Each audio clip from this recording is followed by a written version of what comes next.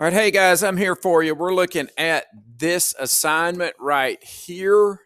Let's get going. All right, y equal x to the third is option K there.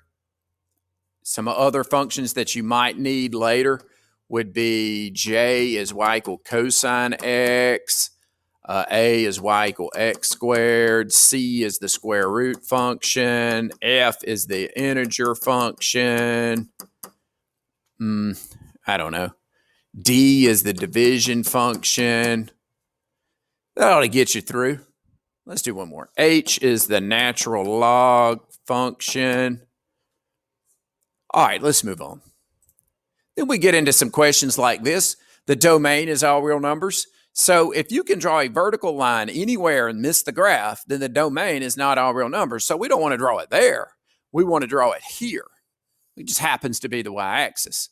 But anywhere, if you can draw a vertical line anywhere and miss the graph, the domain is not all real numbers.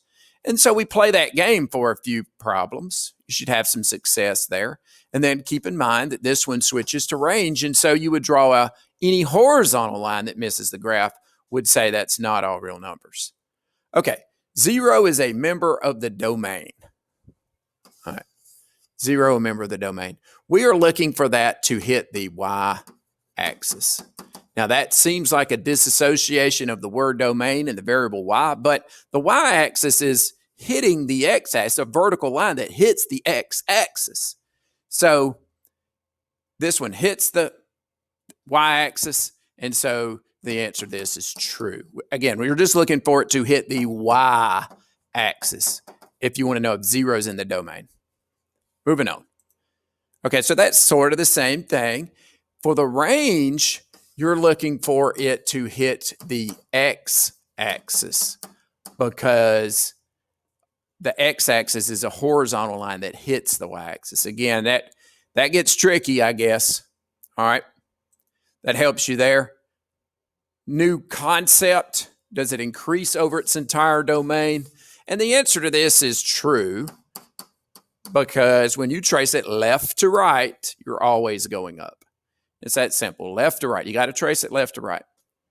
All right, and then so we have a couple of those about increasing over its entire domain, bounded above, false. This function will continue to do this forever. So it doesn't have a ceiling. So this one would be true.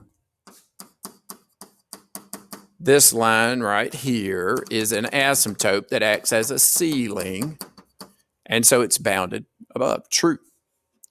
And then the bounded below would be a floor, so you can do that. This function is symmetric about the y-axis, which means it's an even function. Well, this one is false because you would have to have a piece right there that matched this piece. Reflection over the y-axis. That one is odd. You may need to know that later. Same question. You should know the answer. All right, symmetric about the origin. This is the sine function, and I've asked you to memorize that sine is odd, so this is true. But, the one reason is that if you were to reflect that piece over the y-axis and then again over the x-axis, it would end up right there. And then each piece would do that. So that is true. And then there's another odd question. This function has an asymptote. That's a ridiculous question. Hopefully you're putting false for that. You should know what an asymptote is, and I think you'll be fine there. Left-end behavior of negative infinity. This one actually gets missed a lot. This one is true. That this function will do that forever down into the left. And so it's just, it's hard to put arrows on this function because it's not continuous. I think that comes up in a minute. Okay, we've talked a lot about left-end behavior. I will give you this one. This one is false. Remember, it has to go way left or infinitely left, and this one doesn't. It has an asymptote here that it just doesn't cross. It does not go way left. The answer to this is actually does not exist. Okay. But that one is false. Okay, so then we have some more in behavior questions. Remember, this one is does not exist, the actual answer, but it is not infinity. So this one is false. Remember, sine and cosine have a in behaviors, both left and right, that do not exist. Okay, continuous, false.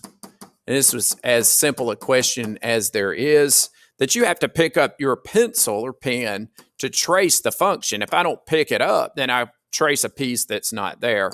And so that is not a continuous function. All right, so you can do that. The inverse of a function is a function. That is the horizontal line test. If I can draw a horizontal line and hit it twice, then the inverse is not a function. Well, I can't do that here. This is true. Okay, I can only draw anywhere I move this line, it only hits the function one time. So let's move on. So we have a couple of questions there, and then we get into, some harder stuff. So I'll do the odd ones with you. Which two functions have a domain and range of all real numbers? So any horizontal or vertical line that would ever be drawn would hit the functions. There's only two. They are K and L. I'm going to do the odds. So we'll skip 42, 43. Which four functions do not have a right-end behavior of infinity? All right, well, we've said that sine and cosine's right and left-end behavior doesn't exist. And the other ones are D and G. Moving on. Which four functions have a left or right end behavior that does not exist? Well, we just said that sine, that's cosine, and sine are two of them. And then we've talked about this kind of here and there, that the square root function and the natural log function does not go left. The parent functions don't go left forever. The rest of them have some type of end behavior. All right, and then the last one. Which three functions have a range, a bracket, 0 to infinity? Well, that would be the square function and the absolute value function and the square root function. This one is close, but that would be a parenthesis, so don't put that. Okay, I think that's it, guys. We do not have a cameo appearance today, which makes me sad. But until next time, I'll see you.